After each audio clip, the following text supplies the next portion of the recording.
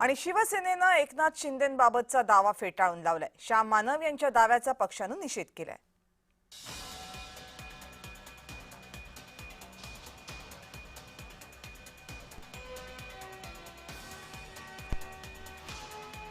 या संदर्भात बोलण्यासाठी आपल्या सोबत आहेत शिवसेनेचे प्रवक्ते अरुण सावंत। अरुणजी नमस्कार। नमस्कार। बर, काय तुमची प्रतिक्रिया आहे श्याम मानव यांनी जो एकनाथ शिंदे यांच्या संदर्भात दावा केलाय? आता याच्यावर काय प्रतिक्रिया द्यायची ना। श्याम मानव जे अनिसचे अध्यक्ष आहेत त्यांना उशिरा जाग आलेली आहे असं दिसतंय। कोणीतरी त्यांना हे ठरवून दिलेलं जे लिहून त्यांना दिलंय तेच वाचताना ते दिसत होते आणि व्याख्यान देत होते।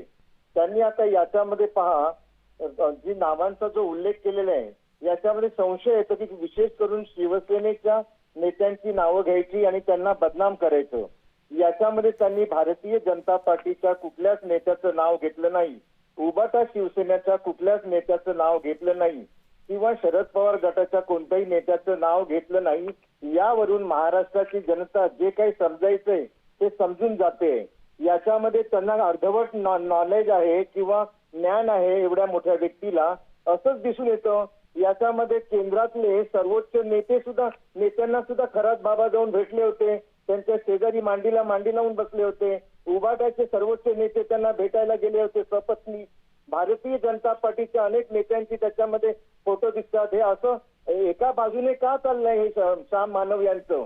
काय असं त्यांना मिळते स्वतःच्या प्रसिद्धीसाठी आणि दुसऱ्यांना बदनाम करण्याकरता श्याम मानव यांनी हे वक्तव्य केलेलं आहे। मी त्यांचा तीव्र शब्दामध्ये निषेध करतो। म्हणजे राजकीय हेतून प्रेरित होऊन हे वक्तव्य श्याम मानव यांनी केले असा आरोप आहे तुमचा?